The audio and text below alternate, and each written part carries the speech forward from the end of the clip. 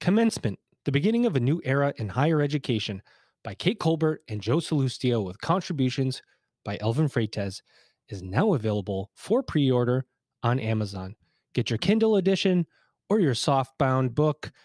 It's going to be amazing.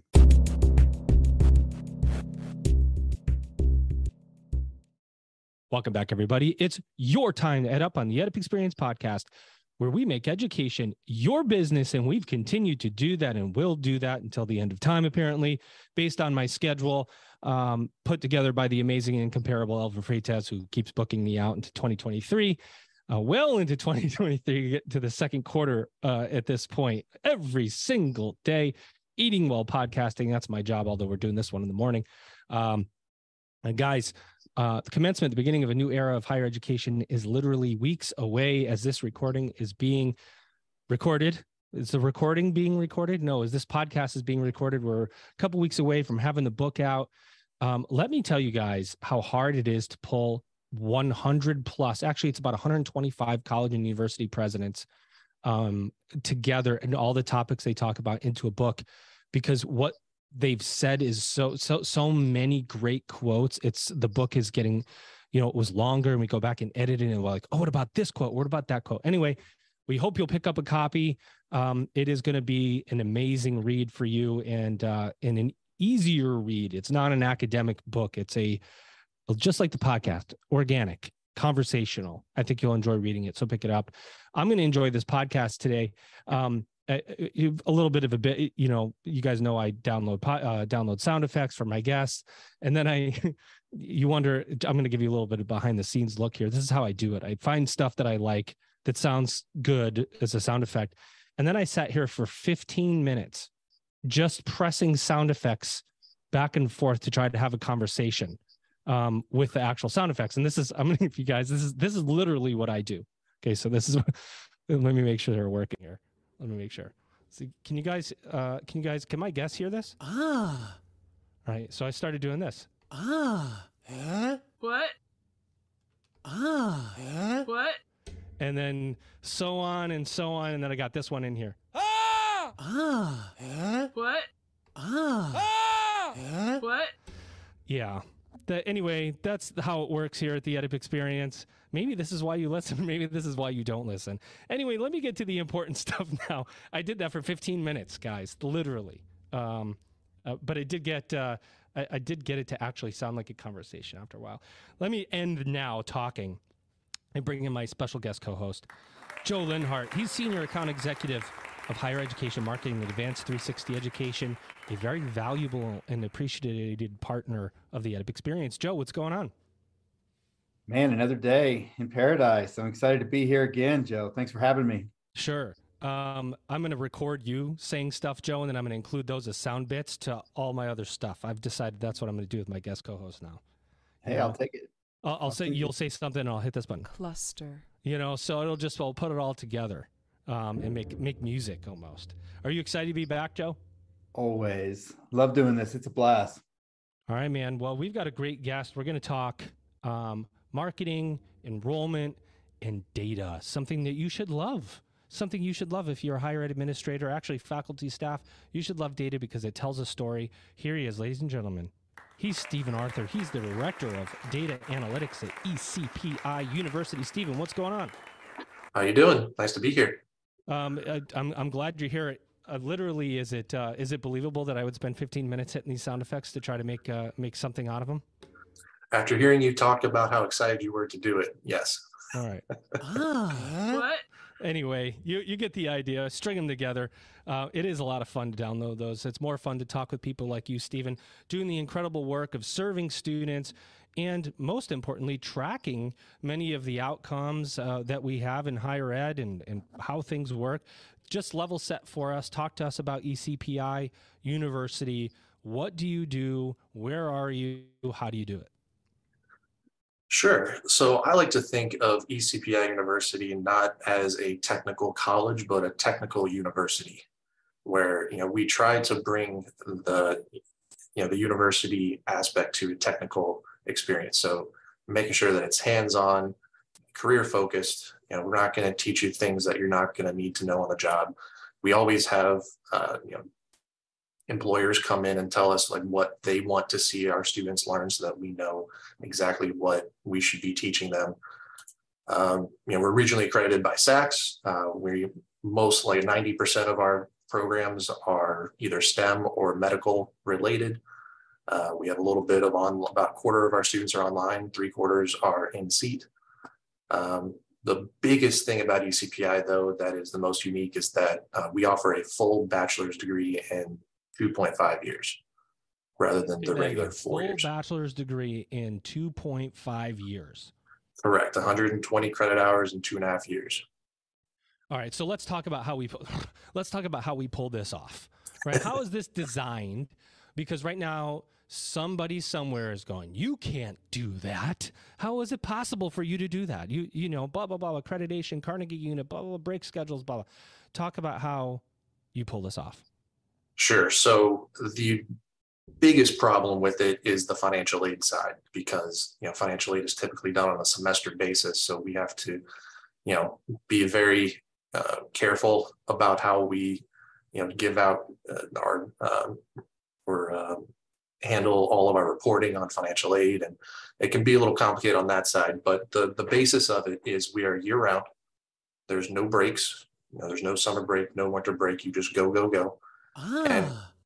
And we have, rather than having 3-month semesters, we have 5-week terms. So students are taking 2 classes at a time every 5 weeks. And so you can imagine there's, 10 terms a year. That's, 2 courses at a time, or 2 courses, 6 credit hours at a time. You're taking 60 credit hours, a year. So it's pretty quick. Yeah. So I think, as we look under how this works, and I'll pass it to you, Joe, here in a second, we're talking about some of the differences of standard term and non-standard term, which is an academic calendar and also a financial aid packaging philosophy. Most schools that you would think on a traditional system, and this is me just talking to the audience, when you operate in a semester-based or trimester, you're packaging on a standard academic calendar year, and you think fall, spring, and then there's a summer intersession.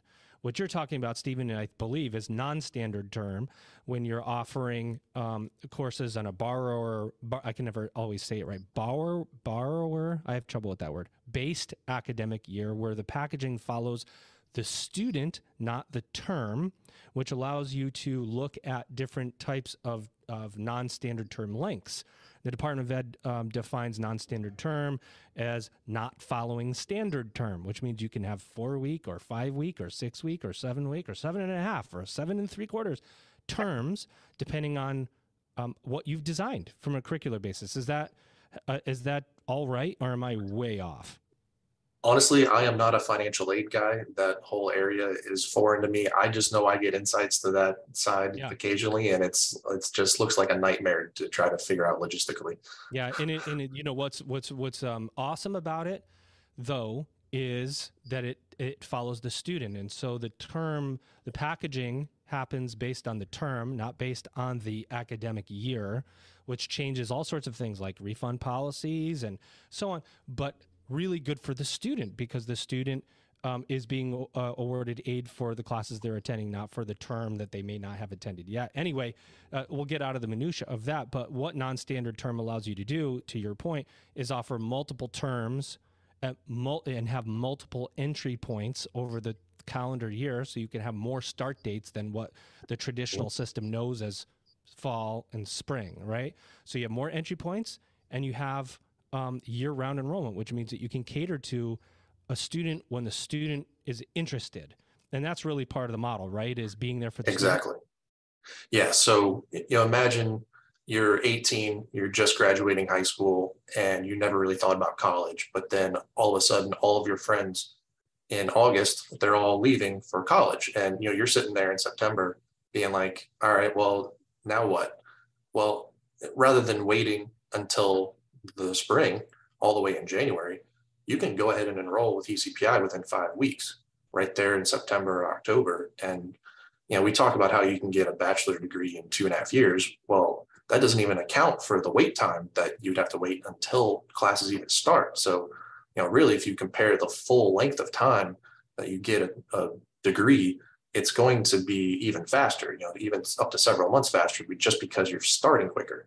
But then not only that, but if you look at the average time to completion, so not the theoretical, here's what you could do if everything goes perfectly, but we all know that it takes longer than 4 years for the average person to earn a bachelor's degree. At ECPI, our average is it's still less than 3 years. So, it could be half the time. And if you think about that in terms of, the outcomes, this is something that's not really talked about either because it's hard to quantify, which is you are, potentially, we can't say it, you are going to be earning money, after you graduate just because of, regulations that we can't say that. But, theoretically, you can start earning money and go full-time in a job that much faster. And so rather than waiting, another 3 years, 2-3 years until you can start earning money, you can get a head start on that. So if you take into account that whole range of issues, that is why we are so good at serving adult learners, because when you're in your late 20s, early 30s, the average age of an ECPI student is about 30. You want to get going quickly. You don't have time to wait. You're already getting started later than the usual college student. So, it just is a perfect setup for them. I love it. Joe, over to you, or else I'll keep going, man. Cause this speed is just what I love talking about. Yeah, no, I get excited hearing about this topic because, just a quick testimonial, I was an adult learner as well. And I was fortunate many years ago to do 5-week courses. And man, when you got kids and sports and busy schedules and jobs, and it's really so much more beneficial to the adult learner. And now today, I'm faculty at the University of Arizona Global Campus teaching leadership. And we do 5-week courses. And it is better for the faculty member too. It is a great experience for everyone. And Stephen's right. It gets them out in the workforce, gets some experience, gets them raises quicker, all of those things that many of us have talked about in admissions all these years. And I had on my list, Stephen, you and I have known each other for a while and we've done some work together. And I've had high regard for ECPI for years. I've worked with you guys and know what you do. And they do great work at ECPI. They do it right. They've got people that have been there a long time. And so I guess I'm just curious for you to dive a little deeper into adult learners for us and just talk about how you serve adult students and some of your philosophy. Right. So again, imagine a typical semester schedule where, you are a student who was potentially failed by the current higher education system. Half of our students that come to ECPI have prior college experience and they didn't make it through. So this is a type of person that a traditional schedule didn't work for. And why would that be? Well, we found several reasons. One, when you're only focusing on 2 classes at a time, it's a lot easier to manage the logistics. When you're an adult, you have a lot of responsibilities, whether it's a family, a full-time job, just life coming at you in all sorts of different ways. I mean, you just have so much more going on than an 18-year-old. You need to be able to focus on, as little as possible, 2 classes at a time rather than 5 or 6. And I can speak from personal experience. I went to Virginia Tech for aerospace engineering. Those engineering classes are really hard.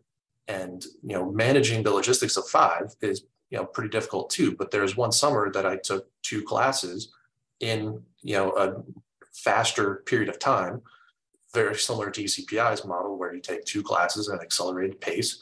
And I found it so much easier. It's just, I didn't have to worry about 5 classes of assignments a week. I just had to focus on, 2 classes. And it's just, that part can't be underestimated. Take into account also, if you are a adult learner and, you're trying, because you have so much going on, it's hard to get the positive feedback. You go through a degree and, what is your positive feedback? You're earning credits. Well, that's not very tangible, right? It's hard to kind of get that sense. So the positive feedback is very limited in general across all of higher education if you're trying to, get students to keep moving along. Well, at ECPI, you're in there for 5 weeks and you're getting credits after 5 weeks. If you're at a traditional schedule, you have to wait 3 times that in order to start getting those credits. So it takes longer to even get that positive feedback loop. So there's that. And then there's the fact that we have a centralized curriculum development team that standardizes all of our courses across the entire university, so that in Canvas, our LMS, every course has the exact same structure. You have, and again, I have been at other institutions using Canvas, and every single class had a different setup, a different layout. The syllabus is over here, the assignments are over here. It's completely different every single class, and that just adds even further confusion to trying to figure out where everything is so that you can manage the logistics of the class. Well, at ECPI, we have a centralized team that directs our subject matter experts when they're developing the course. So the subject matter expert, the professor, the instructor, the program director, the dean, whoever it is that's making the class, they just provide the material. Our instructional team puts it into the right format so that in every single class, you know exactly where the syllabus is. You know exactly where the discussion posts are. You know exactly where the assignments, the quizzes, you know where everything is. And that just takes even more confusion out of, going back to college. And lastly, when you're an adult learner, it can be, taking breaks is difficult. When you go to a traditional scheduled class and you go through the fall semester, and then you have a month off where you're doing nothing. And then you come back for spring, and then you have 3 months off in the summer and where you're doing nothing. And it's hard to develop habits when your schedule is always changing, like every 3 months. So at ECPI, you have the same schedule your entire time you're here. You get 1 week off in the summer, 1 week off during the holidays.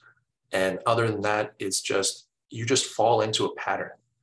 And so the whole point of all of this is that we make it consistent the entire time through. You don't have to worry about logistics nearly as much. We make it simple. Oh, and then on top of all of that, we schedule your classes for you, so you don't have to register for classes. So that people underestimate that as well. What? No ad drop? We don't have to go to a no ad drop. Nope. Gosh, what a concept. You know what I think about when you're talking about, I think about sports. I'm a sports guy, Stephen, and I think about, how we do preseason scheduling, and we practice twice a day and all this to get ready for a season. Why? To get into a rhythm, right? And it's kind of the same thing, students get into that rhythm of school and those habits. And you're right to make it simplified and to erase those obstacles and those barriers in their way really improves retention. With that said, I'd like to just quickly transition a little bit here. You talked about a lot of the human factor here. One of the things that I've been so impressed with you, and I find a lot of confidence in working with you, is sort of your analytical mind and your passion for data. And I know there's a side of the business now that relies on that. And so I just wonder if you could speak to some of your projects and some of your philosophy on data as it relates to student success and really improving enrollment and maintaining the business. Right. So, here at ECPI, we have kind of a different philosophy than a lot of colleges out there. And a lot of colleges will talk a big game, but they don't actually follow through. And one of the things that our president, Mark Dreyfus, has said, I've heard him say it multiple times to multiple groups of people, is we have a hierarchy of who is the most important. Number one is the student. Amazing. Number two are our employers that hire our students. So we have a lot of partnerships in that regard. We do scholarships with them. We make sure that they're heard, and we're listening to them when it comes to curriculum and making sure that we can provide students to them that are valuable to them. Third are the faculty, and fourth are the administration. In so many schools out there, it is completely flipped. They care more about the faculty administration than they do about the students, because a lot of them are research focused. They only care about instructors that pull in grant money. And teaching is kind of a secondary career. They joke out there that a lot of colleges are like research institutions that happen to teach students. Another one is, Harvard is, a hedge fund that happens to teach students. So, at ECPI, it's completely flipped. Literally every single employee here is told, if there's a question about whether we should do something or not, ask yourself, is it best for the student to do so? And then we'll do it. So I say all that in relation to my projects because one of my primary roles here is to try to predict students that are most at risk of dropping out. Because, again, a lot of colleges, they have weed out classes. They're trying to get students to fail. We're the opposite. We're trying to get them to succeed.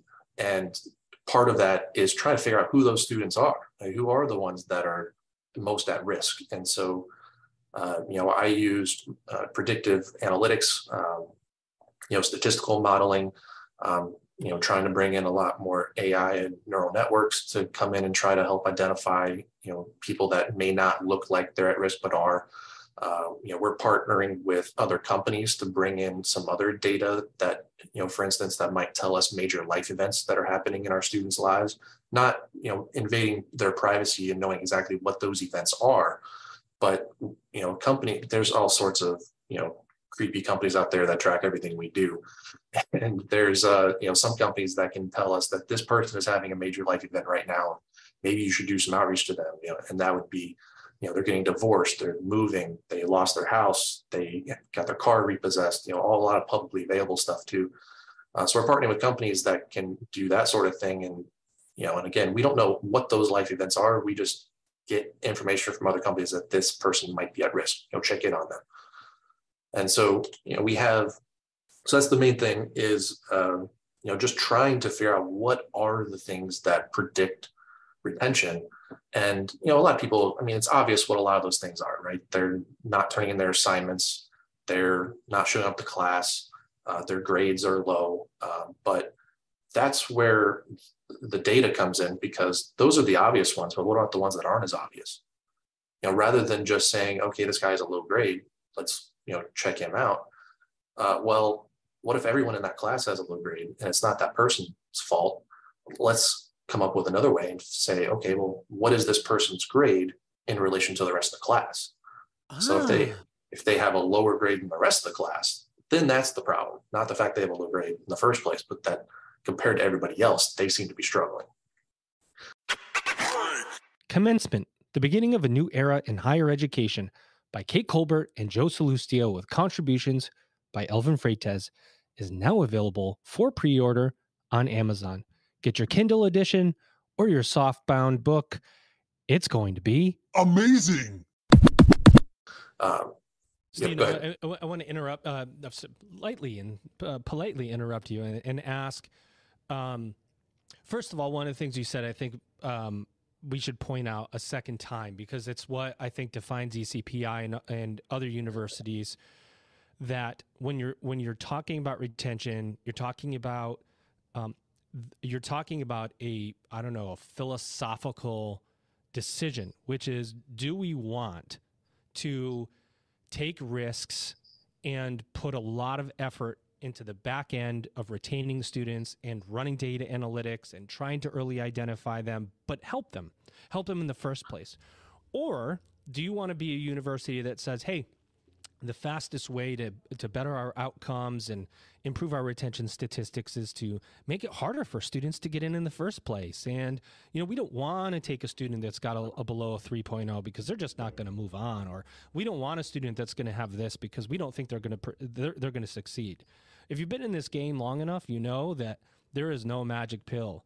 Being able to look at a student, their profile, their on paper, and say, oh, this student's really going to do well and this student's not, especially when you're dealing with adult students, is just worthless. It's a worthless exercise, because students that have had and I've said this about myself, I had a 2.6 in my undergrad, and 10 years later, I went to a university and they said, oh, your GPA is too low. And I said, see ya. Right? Because I had 10 years of professional experience. And then I went to another university that said, oh, yeah, are you kidding me? You're a VP of in higher ed. You can come in right now. We'll take you in. And I wasn't even a high risk student. So the point is who do you want to help? So that, and are you willing to put in the back end services to retain these students? But once you do that and you create the analytics around it, how do you socialize? How do you get this data out in a way that's usable for the administrators, for the faculty, so that it's visible, usable, actionable? Because that's always, data gets stuck in certain places a lot of times. Sure. So let me touch on your first point. We do not let everybody in.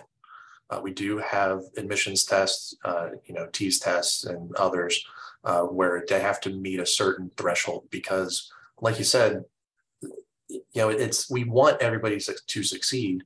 But if we see that you are very unlikely to graduate, we don't want to saddle you with a lot of debt and have nothing to show for it.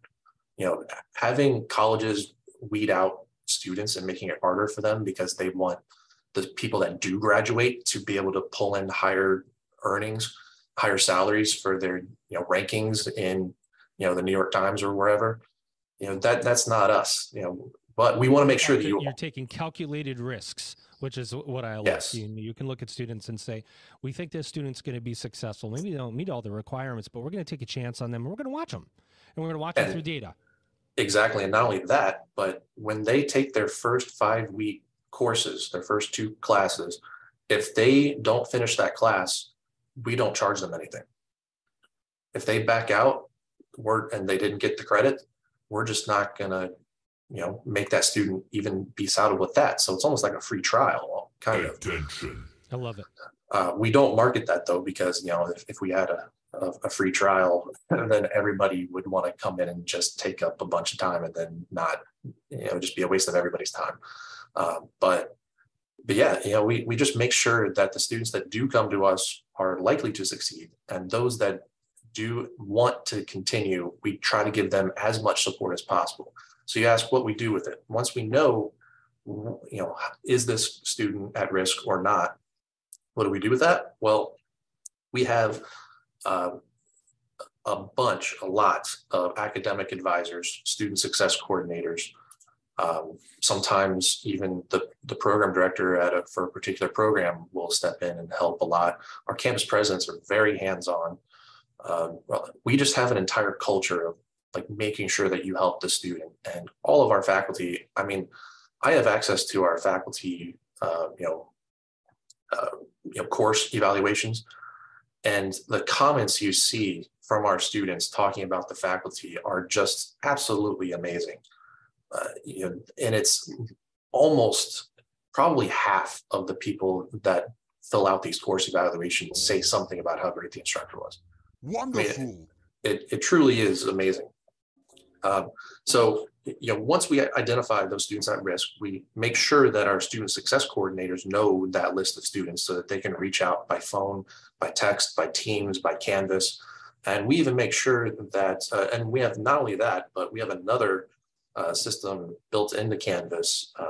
Some people might be aware of it, Dropout Detective, where it identifies students that are at risk based off of their Canvas activity, whether they're turning in assignments, how often they're logged into the LMS, that sort of thing, and identifies a rank order of students that might be at risk too. And that lets the instructor know, to reach out. And, a lot of times instructors do know already which students might be the least motivated or not turning assignments or not putting in their best effort. I've taught a class or 2 here at ECPI. I actually just started another one this week. So I see firsthand all of the things that our instructors have access to. And just by the way, a little aside here about our instructor and what we require of them. I've been working at ECPI for pretty much my whole career. And it was not until I started teaching my first course that I realized how much we require our instructors to do. It is quite phenomenal. And, we even make sure that we have, our program directors or, senior faculty follow new instructors. So I had somebody shadowing me in the class and making sure that I was okay, and, helping with the logistics and, posting attendance and all that sort of thing. So, just a little aside there, we require instructors to do quite a bit, and that's what's required to teach adult students. That's right. Like they need a lot of help.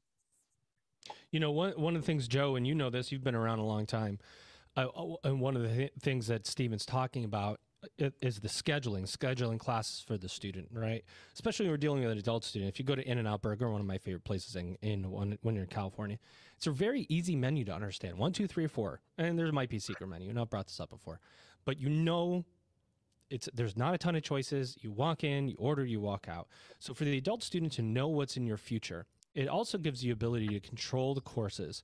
You don't want to dump a student, into a statistics course as their first course with the university, because that adult students that have years between their undergrad and grad, or from high school to grad, are going to go, this is too hard, and drop out. And that's one of the things I noticed from traditional higher ed to serving the non-traditional student for career colleges and technical colleges, is they're very aware of what is being offered and when. You've seen that for a long time, haven't you, Joe? Absolutely, for sure. And, we talk about value in some of these podcasts, and you continue to have to offer more of those services and more of that value to the student. And I think sometimes universities don't get the credit that's due. I'll give you an example. Again, I teach a business course myself online. And one of the things I was going to ask Stephen, just a quick one here, Stephen, was when you think about services like a writing center, for example, when I came into college, I couldn't write. I mean, I had it up here, but I couldn't put it on paper the way that I would have liked to, right? And I learned more probably about writing in college than I did anything else, and today I really am passionate about driving students to a writing center, or to turn it in, or to whatever software services that we offer. How about you guys? What kind of services are out there beyond just the faculty and the advisors? Yeah, so we have writing centers, we have math tutoring centers, we have free tutoring where we can, it's all completely available. Any one of our students can access it, get help. They can just get with their instructor and get a bunch of help. Like, all of our instructors are very, very willing to put in extra time to help individual students. Speaking of that, just something else that I have found, just for everybody out there to help their students succeed better in writing, is there was one student that I had that he just had, in all, not to be offensive or anything, but it was the worst writing I've ever seen. Sure. It was like run-on sentences. It was like 5 sentences in a row with no punctuation. It was hard to tell what he was trying to convey. And something that helped him immediately was I told him to go download Grammarly, just the free version of Grammarly. And as soon as the very next assignment, the next paper that he turned in, it was like night and day. It was actually well written. And the great thing about Grammarly is you write out what you want first, and then it tells you, here's something you might want to think about changing. And then they're like, oh yeah, that makes sense. And then, so you get that feedback immediately as soon as you're writing. And then you just start incorporating those things that you're learning over time. And as you write more and more and more and you get that feedback, I've actually just started using the premium version of Grammarly, and it's fantastic. Absolutely. It's actually, I feel like I am a fairly decent writer. Obviously being a data guy, I'm all about math, but turns out most of my scores on SATs and when I took the GMAT, my reading and writing scores were higher than my math scores, surprisingly to me. But it just finds the tiniest little grammar things that can help you a lot. So I have started recommending Grammarly to every one of my students, and it helps their writing a ton. You know what it is? When I was in my doctoral, that was the first thing that my first professor told me to get Grammarly. And I remember one of the things that would come up was this is a tautology, which is like a circular group of words that take you in the circular way. And I'm like, what the heck is what is this? And so it will nail you no matter how good of a writer you think you are. It will get you. Yeah. It's a huge help. And you still have to proofread. You do. Oh yeah, Read yeah. it out loud to yourself, and you know what I mean. That's it. Read it in front of a mirror. Yeah. Yeah. Hey, Well, Steve, that's really the thing, quick. though. Oh, go ahead. Oh no, really quick. I wanted to ask you a really quick fun one. I don't want our time to run out without asking. We actually at Advanced 360 Education, we partner with ECPI and do some work with them, and really proud to do that. But one of the things we've never talked about, Stephen, is esports. And I just had to ask you about it because I'm seeing it all over the place. You guys seem to win a lot. And I just thought it would be cool to bring those guys up on this podcast. Yeah. Gosh, we started our esports program probably, I don't even know how long it is anymore, years ago, 4 or 5 years ago. It was me and primarily Michael Glover, who is, the unofficial athletic director of esports. But, he works full time in another position here at ECPI too.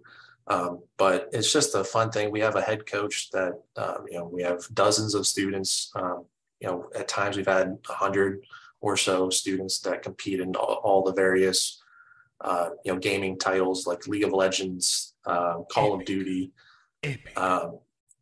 Rocket League is a big one. We have a lot of really like high tier, like some of the best in the country players in Rocket League. So yeah, it kind of took off, and we started doing streaming the games, our matches, we'll stream them on twitch.tv. Yeah, that's been a lot of fun. Yeah, I had to bring that up, Joe. It makes them a little different and really kind of got some cool factor there. It's got cool factor, and there's a whole ecosystem around esports. And someone told me, I think if it was Bracken Darrell, when I had him on, the CEO of Logitech, that said that the esports championship or some championship for esports is larger than the Super Bowl. Like it gets more people attend. Viewer hours. What's that? Viewer hours, total amount of people watching it over time. The number of viewer hours is higher for So I think that was for the whole tournament, comparing it to a single Super Bowl game. So it's a little growing. But it's still amazing. Growing. Yeah, I mean that the point is that esports is, I think it's still at its infancy, and so the fact that you're ahead of it, it's also a great recruiting tool. It's you also bring in new technologies, and you're aware of different things happening. There's so much to learn for higher ed from video games, from the learning ecosystem and community that's created from esports. Yeah, that's just my opinion. Yeah, we built several arenas at many of our campuses where, in our main campus in Virginia Beach, we have a giant wall with a whole mural with the ECPI RAM logo. I really like the RAM mascot because we're primarily a technology school, network security, computer information science, and so RAM, random access memory as a mascot, but it's an actual RAM with horns. Love it. Well, we'll close this episode out, Steve and Joe. You have any others you want to slide in before I give them the final 2 questions? It's just maybe a really quick comment, Stephen, because I try to do this on these podcasts. I'm just have a strong feeling for military students and our veterans. And I know that ECPI has always had a commitment to our military students. And you want to just touch on that really quick? Absolutely. We've had I think, some of our campuses have, upwards of 80% of our students are, veterans. I think our average is somewhere around, I can never remember the exact number. It depends on what you mean, graduates or students, but around 20%, a very large percentage of our students are military.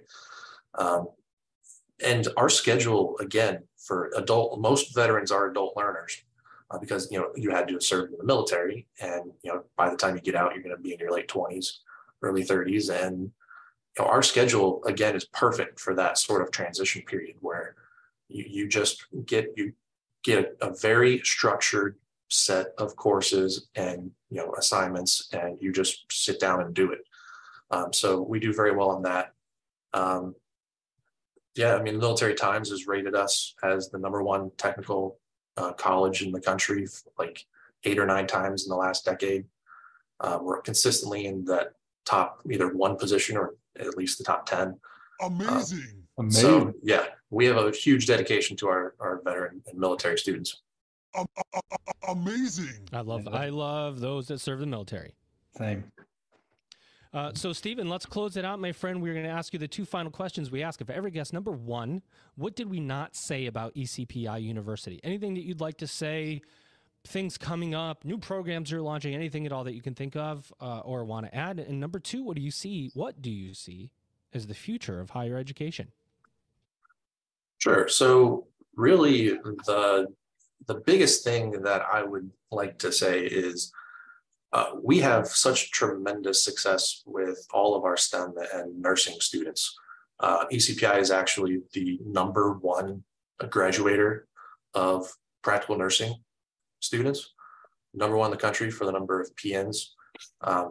It's like 1 in every 60 PNs in the country come from ECPI. And on the East Coast, I mean, we're talking a lot on the East Coast. That's where primarily our practical nursing students are. We have the 14th highest in CIS undergraduate degrees in the country, #2 for African American and Black students going into the tech fields. That's cybersecurity, computer science, computer information science, all of those types of programs. So yeah, I mean, we have had tremendous success. We don't see that stopping anytime soon. And yeah. As far as the future of higher education, I think there's two interpretations to that question. There's the first one, which is, where do we see, enrollment going, whether it's towards specific programs, certain institutions, just in general, are more students going to get degrees or not?